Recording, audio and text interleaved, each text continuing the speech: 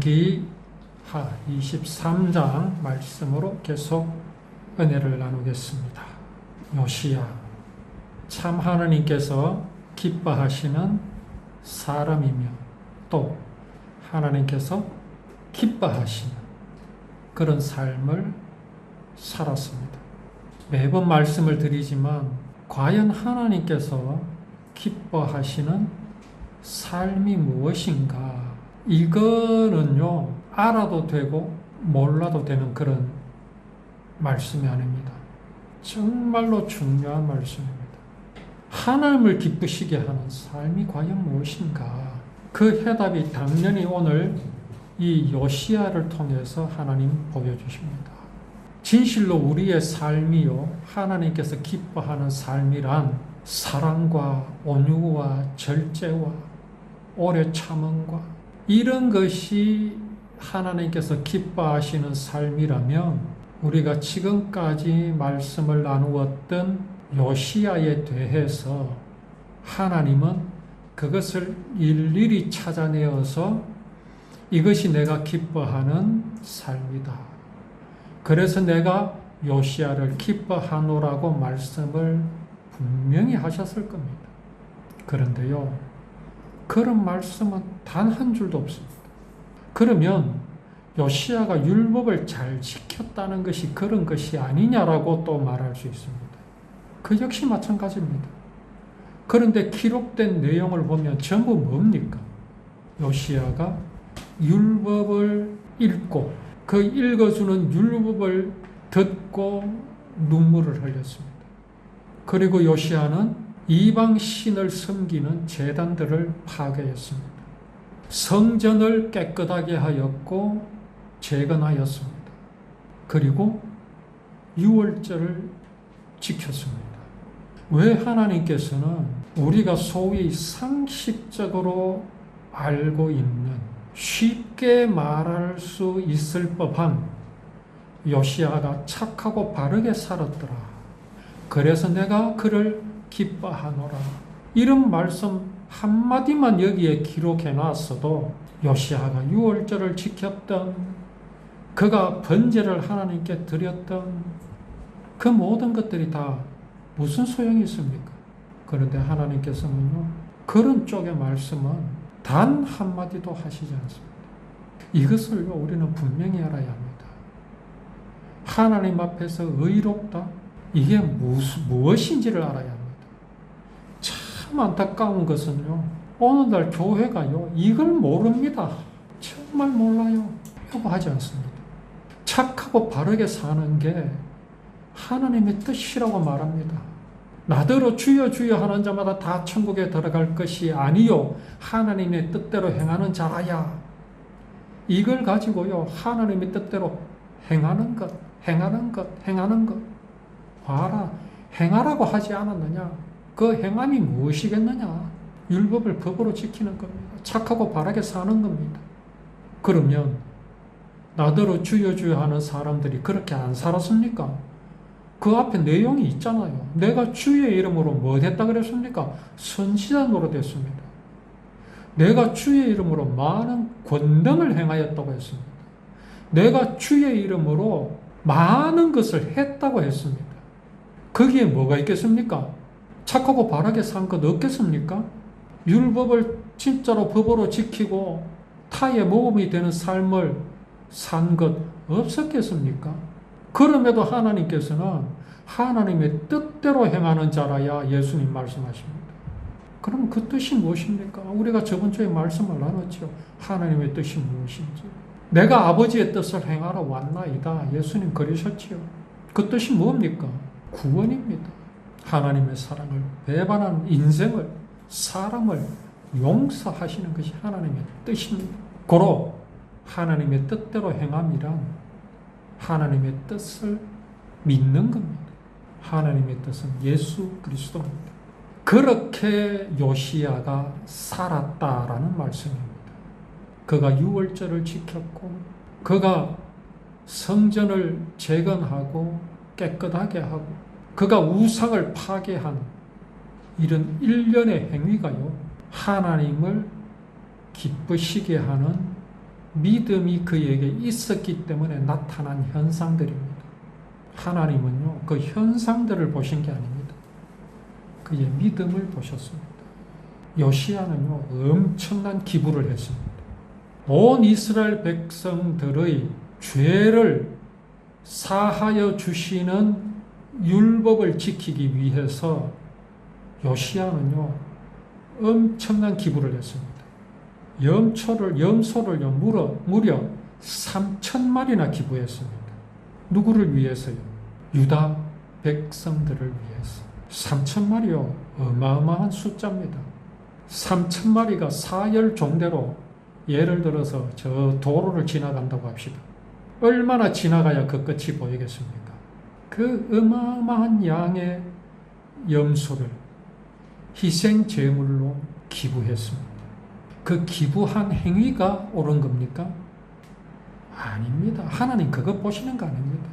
유대 땅에 염소 한 마리를 마련할 수 없는 가난한 사람들이 있을 것 아닙니까? 하나님 앞에 속죄의 제물을 드려야 하는데 그렇게 하지 못하는 사람들이 있을 것 아닙니까? 그들을 위해서 요시야는 자기가 가지고 있는 염소를 희생 제물로 기부한 겁니다. 이거는요, 요시야 마음에 믿음이 있었기 때문에 그렇게 한 겁니다. 요시야가 기부할 것이 한 마리뿐이었다면 한 사람이 구원받겠지요. 10마리뿐이었다면 10사람이 구원받을 겁니다. 1,000마리였으면 1,000명이고요. 3,000마리였으면 3,000명이 구원을 받습니다. 무엇을 보여주십니까? 하나님께서 세상 사람을 향하여 베풀어 주신 그 희생 제물, 하나님의 어린 양은요, 3,000마리가 아닙니다. 온 세상 사람, 아담으로부터 세상 끝날까지 세상 모든 사람을 위하여 하나님께서 친히 소위 기부하신 하나님의 어린 양입니다. 이러한 요시야의 믿음이 하나님 보시기에 얼마나 기쁘겠습니까? 한번 생각해 보십시오. 누군가가 나를 기쁘게 한다는 것은 뭡니까? 나를 기쁘게 하여 줄 사람의 입장에서 자기 입장에 맞는, 자기의 마음에 맞는 행동을 내게 해 주어서 내가 기쁩니까? 기쁠 수 있습니까? 절대 그럴 일은 없습니다. 혹시 그 사람이 자기 생각에만 맞게 했던 행동이 내게 기쁨이 될 수 있는 이유가 있을 수 있습니다. 그것은 뭘까요? 그 사람의 생각과 나의 생각이 맞아떨어지기 때문에 그렇습니다. 그러지 않고서는요, 나를 기쁘게 할 수 있는 방법은요, 내 마음과 같아야 합니다. 그렇지요? 그렇다면 하나님을 기쁘시게 할 수 있는 해답은 어디에 있습니까? 하나님의 뜻에 맞추어야죠. 하나님의 뜻에 맞추지 않는 내 생각은요, 하나님을 기쁘시게 할 수 없습니다. 그런데 하나님의 뜻은 무엇이라고요? 나를 보내신 이를 믿는 것이 하나님의 뜻입니다. 누구를 보내신?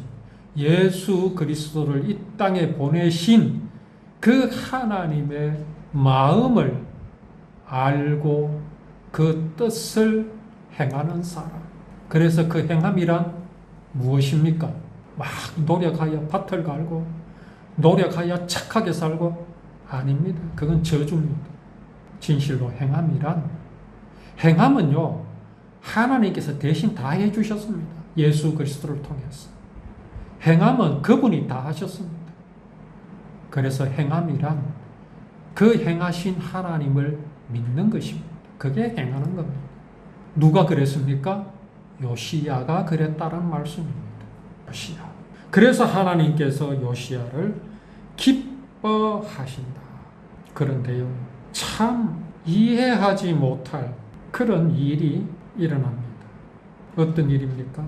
이런 요시야가 적어도 80세, 90세까지 살면 얼마나 좋겠습니까? 그는 고작 한 40을 살았습니까? 얼마 살지 못했습니다. 하나님께서요, 그를 죽이시겠다고 하십니다. 저주입니까? 아니 하나님께서 기뻐하시는 삶을 살고 있는 요시야에게 너가 죽을 것이다. 그런데 그렇게 하신 말씀에서 이런 말씀이 있습니다. 네가 이 나라가 망하는 꼴을 너는 보지 않을 것이다. 하나님 그런 말씀을 주십니다. 자, 우리 창세기에서 보면요, 하나님께서 이 땅을 심판하십니다. 가장 첫 번째 심판이 홍수로 완전히 세상을 멸하시는 심판이 있었습니다. 아담이 셋을 낳았죠. 아담이 셋을 낳았습니다. 셋이 에노스를 낳았습니다. 에노스가 게난을 낳았습니다. 게난이 마할랄렛을 낳았습니다. 자, 그렇게 쭉 이어나가가 누가 나오느냐 하면요, 무두셀라가 나옵니다. 마할랄렐이 무두셀라를 낳습니다. 무두셀라는요, 성경에서 가장 장수한 사람입니다. 969세를 살았죠. 그런데요, 이 무두셀라가 무엇을 의미하느냐라는 겁니다. 자, 무두셀라가 누구를 낳느냐 하면요, 에녹을 낳죠. 자, 무두셀라가 에녹을 낳습니다. 에녹은 죽음을 보지 않고 하나님께로 가지요. 승천하시는 예수 그리스도를 보여주십니다. 그런데 이 무두셀라가 언제 죽느냐 하면요, 홍수 나는 그날 죽습니다. 어떤 의미입니까? 무두셀라는요, 홍수를 보지 못했습니다. 이것이 보여주는 의미는 무엇이냐 하면 교회를 보여주십니다. 세상에서 교회의 수명이 가장 깁니다. 우리는 교회의 시작은 초대교회라 그러는데요, 아닙니다. 교회의 시작은 영원 전부터 하나님 안에 있었습니다. 교회가 뭡니까? 하나님의 사랑, 그 사랑으로 이루신 구원을 믿는 사람이 모인 곳이 교회입니다. 교회. 하나님의 구원이 있는 곳입니다. 그렇다면 교회는 언제부터? 하나님의 마음 안에 영원 전부터 있었습니다. 이 교회는 언제 들림을 받느냐? 망하는 게 아닙니다. 언제 끝이 나느냐? 하나님께서 이 땅을 심판하시는 그날 끝이 납니다. 교회는요, 하나님의 심판을 보지 못합니다. 들림을 받습니다. 이게 저주입니까? 복입니까? 당연히 복이죠. 걱정할 이유가 없습니다. 이 세상이요, 적그리스도가 판을 치는 날이 오게 됩니다. 우리나라도요, 그 준비를요, 차차 진행하고 있습니다. 앞으로 현금이라는 게 없어질 겁니다. 저도 거의 현금을 쓰지 않습니다. 전부 카드로 하지. 이제 그 카드를요, 들고 다니는 게 아니라 이제 휴대폰으로 이제 전부 들어가죠. 이제 휴대폰으로 들고 다니는 게 아니라 사람 몸에 심어줄 날이 곧 옵니다. 이미 준비는 다 돼 있습니다. 그리고 그 모든 정보는요, 누가 가지겠습니까? 정부가 가지죠. 꼼짝 못하는 세상이 옵니다. 그 정부는 하나님을 믿는 정부겠습니까? 아닙니다. 곧 세상은요, 끝이 옵니다. 전쟁이 나고요, 기근이 일어나고요, 지진이 일어나고요, 죽이고요. 그러나 교회는요, 무드셀라가 홍수 나는 그날 하나님께로 갔듯이 교회가 그렇게 됩니다. 요시야에게 하나님께서는 사형 선고를 내립니다. 너는 죽을 것이다. 이게 저주가 되어야 되잖아요. 저주가 되면 세상 사람이 어떻게 말하겠습니까? 저 봐라, 저렇게 하나님을 잘 믿는 저 요아스가 어떻게 저렇게 죽을 수 있느냐? 과연 하나님이 살아계신 게 맞느냐? 그렇게 비난할 수 있겠죠. 그러나 하나님의 목적은 그게 아닙니다. 유다가 망하는 꼴을 하나님은 그에게 그가 목격하기를 원하지 않으셨습니다. 이것이 보여주는 것은요, 요아스의 문제가 아닙니다. 하나님께서 하나님의 사랑을 마음에 영접하고 구원하여 주심을 믿는 성도에게 주시는 하나님의 배려입니다. 하나님의 사랑입니다. 하나님께서 우리를 어떻게 사랑하시며 이끌어 나가시는지에 대해서 또 오후의 말씀으로 은혜를 나누겠습니다.